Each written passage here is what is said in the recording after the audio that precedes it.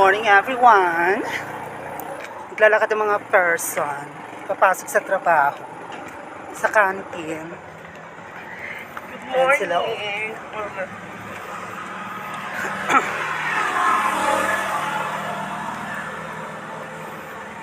Actually day off ng AKLA, kaso nga lang kailangan ko mag-sideline today.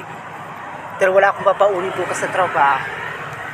Kaya sumama ako sa canteen para kumita ng 250 pesos. Sayang din naman.